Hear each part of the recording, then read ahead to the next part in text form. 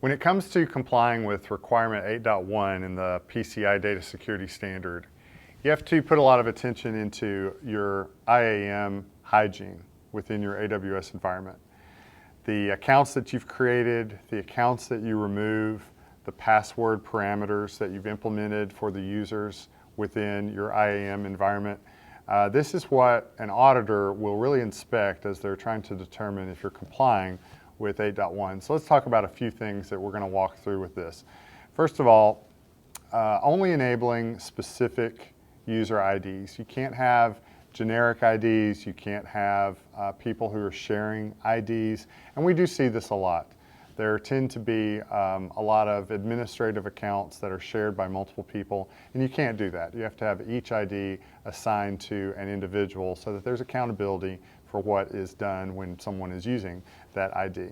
The second thing that we run into quite a bit, even in mature environments, is the inability of removing terminated users from the environment.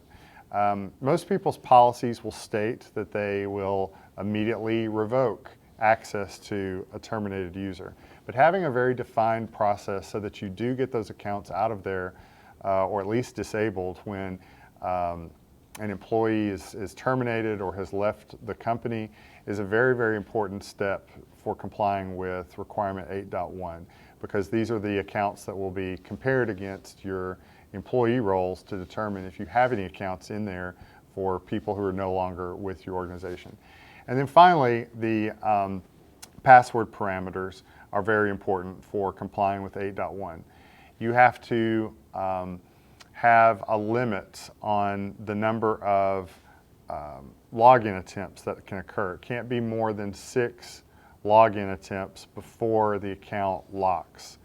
And locking that account for at least 30 minutes is part of the requirement.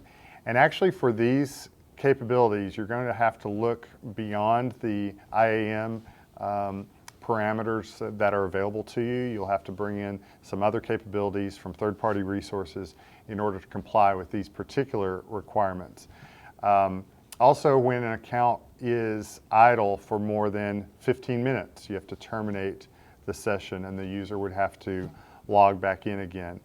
Another part of this requirement relates to third-party accounts. And we run into this quite frequently as well, where you have IT providers or managed services providers or other vendors who require access to your environment.